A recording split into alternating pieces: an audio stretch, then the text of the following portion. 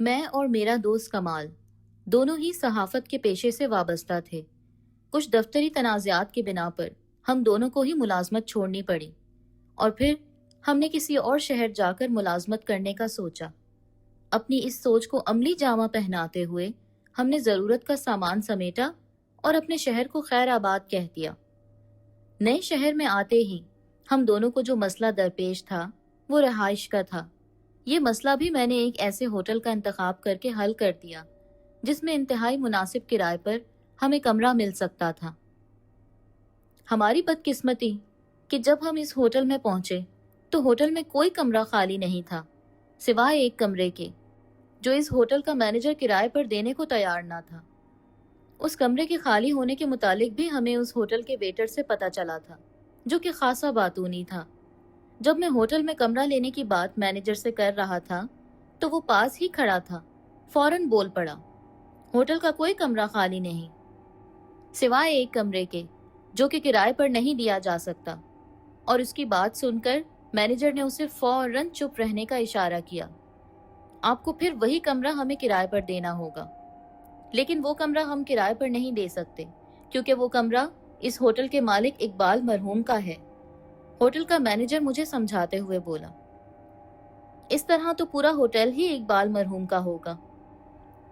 اس کا یہ مطلب تو نہیں کہ آپ یہ ہوٹل ہی کرائے پر دینا چھوڑ دیں، میں نے اسے قائل کرتے ہوئے کہا۔ وجہ کچھ اور بھی ہے۔ پاس کھڑا وہی ویٹر پھر بول پڑا تو مینیجر نے کھا جانے والی نظروں سے اسے گھورا۔ اس ویٹر کو ایک بار پھر اپنی غلطی کا احساس ہوا اور اس نے وہاں سے کھسک جانے میں ہی عافیت سمجھی۔ وہ مینیجر پھر میری طرف متوجہ ہو کر بولا، آپ اس بیوقوف کی بات پر دھیان مت دینا، وجہ بس اتنی سی ہے کہ اس ہوٹل کے مالک اقبال مرحوم اس کمرے میں مقیم تھے، بس پھر ان کی وفات کے بعد اس کمرے کو بند کر دیا گیا۔ لیکن آپ اس کمرے کو لینا چاہتے ہیں تو ابھی میں اس کمرے کو آپ کے لیے صاف کروا دیتا ہوں۔ ویسے بھی میں چاہتا تھا میں ہر بات کی تسلی کر لوں۔ مینیجر کسی گہری سوچ میں غرق ہوتے ہوئے بولا، کس بات کی تسلی؟ میں نے نہ سمجھنے والے انداز سے اس کی طرف دیکھا۔ آپ نے یہ کمرہ لینا ہے تو ابھی فائنل کریں۔ مینیجر فوراً بات بدل کر بولا۔ میں نے اس بات میں سر ہلا دیا اور پھر اس رات ہم دونوں کو وہ کمرہ مل گیا۔ کمرے میں 2 بستروں کا انتظام کر دیا گیا تھا۔ میں نے خدا کا شکر ادا کیا کیونکہ اب رہائش کا مسئلہ نہیں رہا تھا۔ اگلے دن ہی میں نے کمال کے ساتھ مختلف اخباری دفتروں کے چکر لگانے شروع کر دیے اور آخرکار ہم دونوں کو ایک اچھے اخبار میں نوکری مل ہی گئی۔ ایک شام میں اور کمال ٹی وی پر کرکٹ میچ دیکھ رہے تھے، تب وہی خوفناک ویٹر کمرے میں داخل ہوا۔ وہ چائے لے کر آیا تھا۔ چائے میز پر رکھتے ہوئے وہ پراسرار لہجے میں بولا، آپ دونوں اس شہر میں نئے لگتے ہیں۔ ہاں، بالکل نئے ہیں، کمال نے اس کی طرف دیکھتے ہوئے جواب دیا۔ اس وجہ سے آپ اقبال ہوٹل کے اس کمرے کو لینے پر رضامند ہوئے؟ ہم دونوں بیک وقت اس کی بات سن کر اس کی طرف متوجہ ہوئے۔ کیا مطلب؟ میں نے چونکنے والے انداز میں پوچھا۔ کچھ بھی نہیں، مجھے بہت زیادہ کام کرنا ہے، پھر بات ہوگی۔ وہ ہم دونوں کو شش و پنج میں مبتلا کر کے کمرے سے باہر نکل گیا۔ تمہیں یہ ویٹر کچھ عجیب و غریب نہیں لگتا؟ کمال ٹی وی کی طرف دیکھتے ہوئے بولا۔ ہاں، تم ٹھیک کہتے ہو، کسی خوفناک چمگادڑ جیسی شکل ہے اس کی، میں نے کمال کی بات کو مذاق میں اڑاتے ہوئے کہا۔ ہمیں اقبال ہوٹل میں آئے 1 ہفتہ گزر چکا تھا۔ وہ پراسرار ویٹر جس کا نام سجاد تھا پھر مجھے نظر نہیں آیا، شاید کہیں چھٹیوں پر گیا تھا۔ جب سے ہم اس ہوٹل میں آئے تھے میری اکثر کمال کے ساتھ تلخ کلامی ہو جاتی تھی۔ وجہ یہ تھی کہ میں یا کمال جب بھی واش روم میں جاتے تو وہاں واش بیسن میں سینکڑوں کی تعداد میں بال بکھرے ہوئے ہوتے تھے۔ کمال مجھے کہتا کہ تمہارے سر کے بال جھڑتے ہیں، تم کنگھی واش روم میں مت استعمال کیا کرو، جبکہ میں بھی کمال پر نام لگاتا تھا۔ اور حیرت کی بات تھی کہ ہم دونوں جتنی بار بھی واش روم کی صفائی کرتے پھر وہی صورتحال درپیش ہوتی تھی۔ عجیب ماجرا تھا۔ میں اور کمال دونوں ہی اپنی اپنی جگہ پریشان تھے، لیکن ایک دوسرے سے اس بارے میں بات نہیں کرتے تھے کہ کہیں ہم دونوں میں سے کوئی خوف زدہ نہ ہو جائے۔ ایک رات میں گہری نیند میں غرق تھا کہ گہری غنودگی میں ہی مجھے احساس ہوا جیسے کوئی چیز میرے ناک اور کانوں کے ذریعے میرے اندر داخل ہو رہی ہو۔ عجیب سا احساس تھا جسے محسوس کرتے ہی میرے اعصاب فوراً بیدار ہو گئے اور میں ہڑبڑا کر اٹھ بیٹھا۔ میرا سانس پوری طرح سے پھولا ہوا تھا، دل بہت زیادہ گھبرا رہا تھا۔ میرے برابر والے بیڈ پر کمال گہری نیند سو رہا تھا۔ میں نے ایک سرسری سی نگاہ اس پر ڈالی اور بستر سے اٹھ گیا۔ تھوڑی دیر تک میں کمرے میں ٹہلتا رہا، پھر کھڑکی کھول دی۔ شدید سردی کا موسم تھا۔ کھڑکی کھولتے ہی سرد ہوا کا جھونکا میرے وجود سے ٹکرایا اور میرے پورے وجود میں سردی کی ایک لہر سی دوڑ گئی۔ تاہم میں سردی کی پرواہ کیے بغیر باہر جھانکنے لگا۔ ہر طرف خاموشی کا راج تھا۔ شدید سردی اور دھند کی وجہ سے سب لوگ اپنے اپنے گھروں میں بند تھے۔ سڑکیں بالکل ویران تھیں۔ دھند اس قدر زیادہ تھی کہ مجھے مشکل سے ہی ارد گرد کچھ دکھائی دے رہا تھا۔ دفتن میں چونک گیا۔ اس دھند کو چیرتی ہوئی ایک عورت دکھائی دی جس نے سفید چادر اوڑھ رکھی تھی۔ اس نے اپنا چہرہ بالکل چھپایا ہوا تھا۔ اس عورت نے سر پر ایک بڑا برتن اٹھا رکھا تھا جس پر اس نے سفید رومال ڈال رکھا تھا۔ وہ آگے بڑھنے لگی۔ یکدم اس کے منہ سے سیٹی کی طرح کی باریک اور کان پھاڑ دینے والی آواز نکلی، کچا گوشت لے لو۔ حیرت کے مارے میں ششدر رہ گیا۔ رات کے وقت اس عورت کی موجودگی حیرت کا باعث تھی، اور پھر وہ جو کچھ بیچ رہی تھی وہ مزید حیران کر دینے کے لیے کافی تھا۔ وہ عورت آہستہ آہستہ چلتی ہوئی ہوٹل کے مرکزی گیٹ کے سامنے رک گئی اور اپنا برتن زمین پر رکھ کر وہیں بیٹھ گئی۔ میرے دماغ میں فوراً ایک خیال آیا اور میں ایک لمحہ بھی ضائع کیے بغیر اپنے کمرے سے باہر آ گیا اور سیڑھیاں اترتے ہوئے نیچے آ گیا۔ میں شدید حیران ہوا۔ ہوٹل میں تو رات گئے تک گہما گہمی ہوتی ہے، مگر اس وقت تمام ہوٹل ویران تھا۔ پتہ نہیں ہوٹل کا عملہ کدھر غائب تھا۔ میں شش و پنج میں مبتلا تیز تیز قدم اٹھاتا ہوا ہوٹل سے باہر آ گیا، مگر وہاں اب کسی بھی عورت کا نام و نشان نہیں تھا۔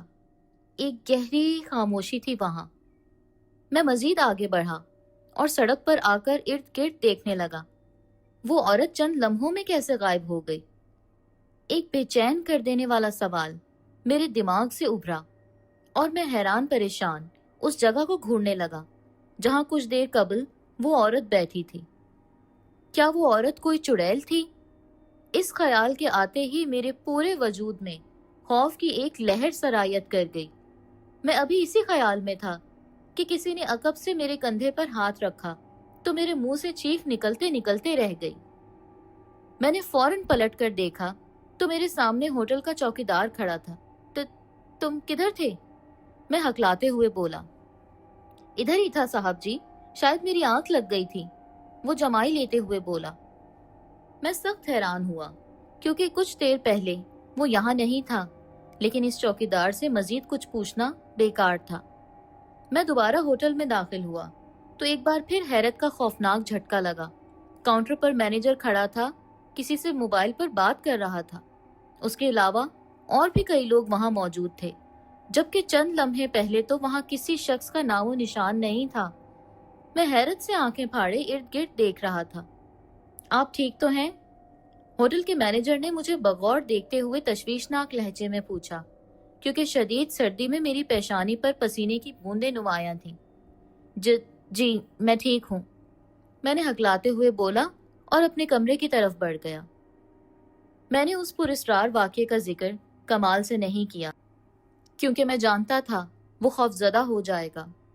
ہم 1 ماہ کا کرایہ ہوٹل میں دے چکے تھے، اس لیے 1 مہینہ ہمیں جیسے تیسے گزارنا ہی تھا۔ واش روم میں بالوں کی موجودگی کا مسئلہ اپنی جگہ برقرار رہا۔ میں نے اس کے متعلق ہوٹل کے مالک سے بات کی تو وہ ہٹ دھرمی سے بولا، یقیناً یہ بال آپ دونوں کے ہی ہوں گے۔ میں ناگواری سے بولا، کیا کسی انسان کے اتنے بھی بال جھڑتے ہیں؟ مینیجر میری بات پر مسکرا کر بولا، تو آپ کا کیا خیال ہے کہ کمرے میں کسی آسیب کا سایہ ہے؟ میں تائیدی انداز میں سر ہلا کر بولا، مجھے تو ایسا ہی لگتا ہے۔ مینیجر نے ناگواری سے سر جھٹکا، میں ان فرسودہ باتوں پر یقین نہیں رکھتا، بہتر ہوگا آپ اور آپ کے دوست کسی ڈاکٹر سے رجوع کریں اور بال گرنے کی وجہ دریافت کریں۔ مینیجر کی بات سن کر مجھے شدید غصہ آیا، تاہم میں مزید کچھ کہے بنا اپنے کمرے میں چلا آیا۔ کمال کسی کام سے باہر گیا ہوا تھا۔ میں نے اپنے اور کمال کے بستر پر غور کیا تو دنگ رہ گیا، کیونکہ وہ بال جو واش روم میں موجود ہوتے تھے اب کمال کے بستر پر موجود تھے۔ میں نے فوراً کمال کا بستر ان بالوں سے صاف کر دیا، مگر اس روز کے بعد وہ بال مسلسل کمال کے بستر پر رہنے لگے تھے۔ چاہے دن میں کئی بار کمال کا بستر صاف کیا جاتا، پھر وہی بال اس کے بستر پر موجود ہوتے تھے۔ اور مزید پریشان کر دینے والی بات یہ تھی کہ اب یہ بال کمال ہی کے تھے۔ کمال کے سر اور جسم سے بال جھڑنے لگے تھے، اور ان کے جھڑنے کا وقت وہی ہوتا جب کمال بستر پر سونے کے لیے لیٹتا۔ کمال بیچارے کی نیندیں اڑ چکی تھیں۔ اس نے کئی ڈاکٹروں سے رجوع کیا، مگر اس کی پراسرار بیماری ختم ہونے کے بجائے بڑھنے لگی تھی۔ بالآخر ہم دونوں نے وہ منحوس ہوٹل چھوڑنے کا فیصلہ کر لیا۔ میں نے اگلے دن ہی ایک کمرہ کرائے پر لے لیا اور ضرورت کا سامان خرید کر وہاں شفٹ کیا۔ کمال کو جیسے ہی پتہ چلا کہ کہیں اور رہائش کا بندوبست ہو گیا ہے تو وہ ایک لمحے کی تاخیر کیے بغیر اپنا سامان سمیٹ کر اس کمرے میں شفٹ ہو گیا، جبکہ میرا سامان ہوٹل میں موجود تھا۔ یہ اتفاق تھا، جب میں اپنا سامان سمیٹ رہا تھا تو وہی ویٹر جس کا نام سجاد تھا کمرے میں داخل ہوا اور آتے ہی بولا، آپ کہیں جا رہے ہیں؟ میں نے عجلت میں جواب دیا، ہاں، تمہیں نظر تو آ ہی رہا ہوگا، مگر جو مسئلہ آپ کو درپیش ہے وہ کہیں بھی آپ کی جان نہیں چھوڑے گا۔ وہ گہری نگاہوں سے مجھے گھورتے ہوئے بولا، کیا مطلب؟ تم جانتے تھے یہ سب؟ میں نے فوراً پلٹ کر اسے دیکھا۔ سجاد نے اسبات میں سر ہلایا تو غصے سے میرا دماغ گھوم گیا۔ میں نے جھپٹ کر اس کا گریبان پکڑ لیا۔ تم سب جانتے تھے تو تم نے پہلے ہی دن کیوں نہیں ہمیں آگاہ کیا؟ سجاد نرم لہجے میں بولا، بہتر ہوگا آپ تحمل سے میری بات سن لیں۔ میں اس کو گریبان سے جھنجھوڑتے ہوئے بولا، کیا سنوں؟ اب بہت دیر ہو چکی ہے۔ میں تمہارے اس مینیجر کو بھی نہیں چھوڑوں گا جس نے مجھ سے حقیقت کو چھپایا۔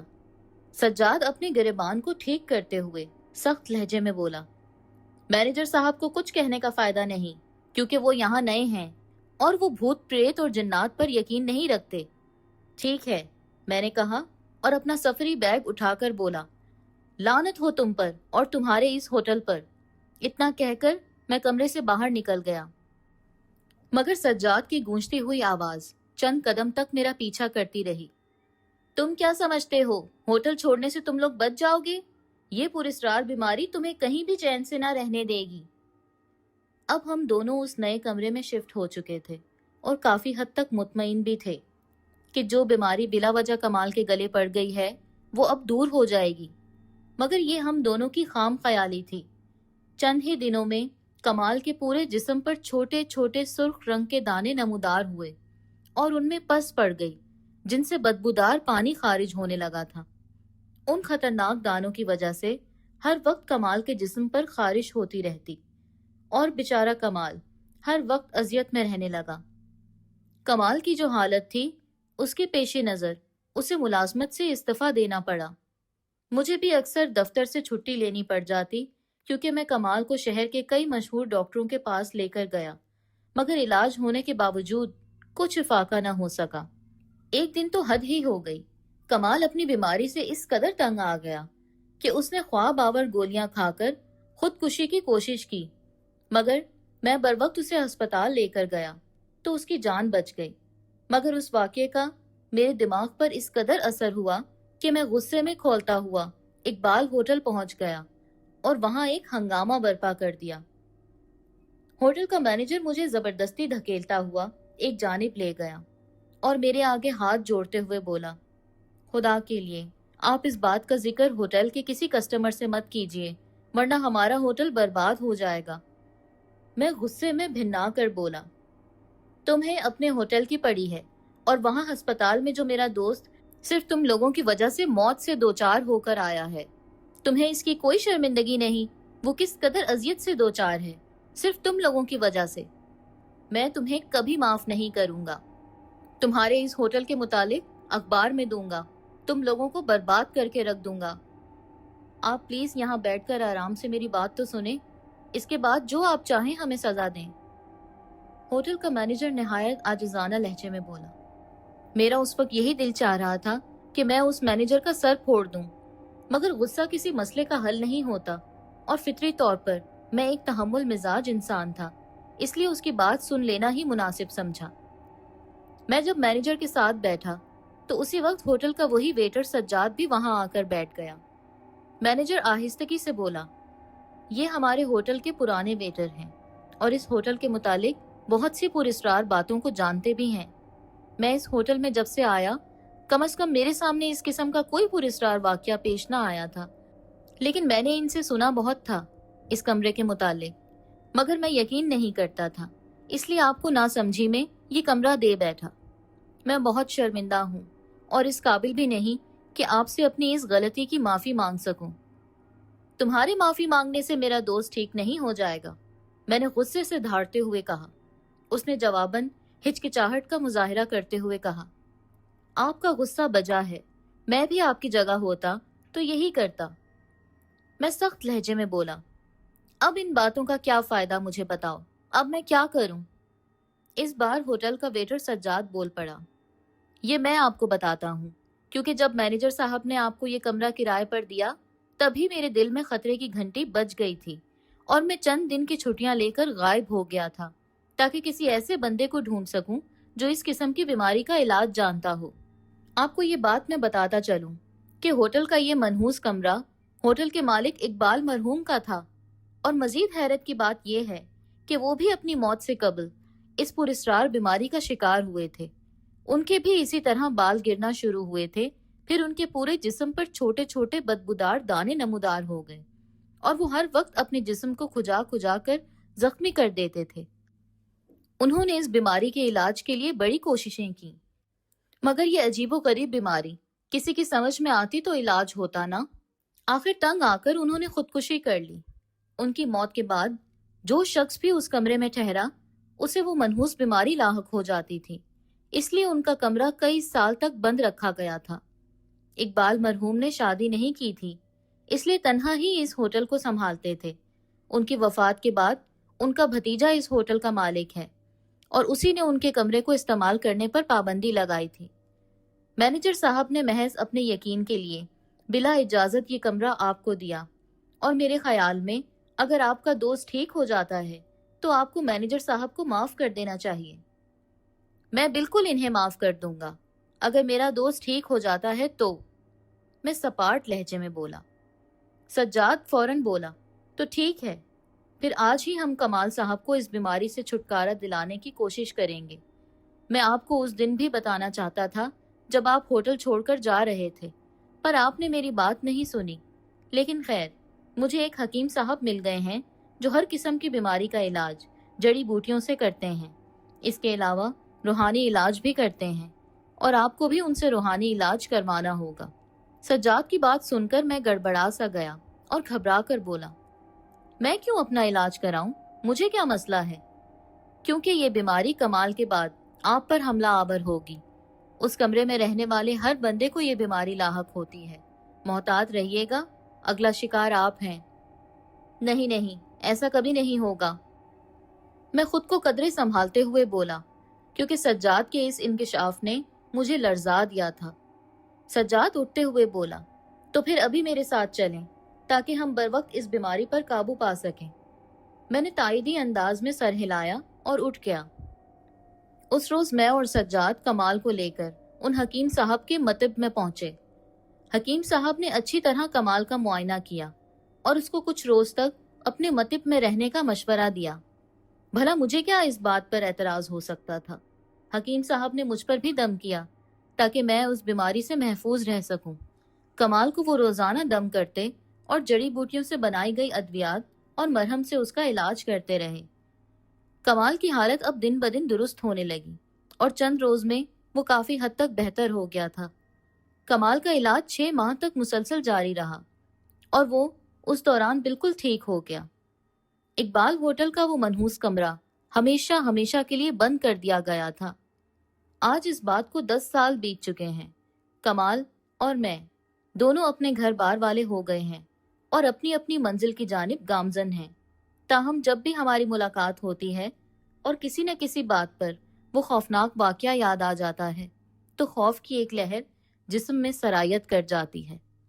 میں یہی سوچتا ہوں، اگر حکیم صاحب جیسے نیک انسان ہمیں نہ ملتے تو شاید آج ہم دونوں لقمہ اجل بن کر ہمیشہ ہمیشہ کے لیے صفحہ ہستی سے مٹ چکے ہوتے۔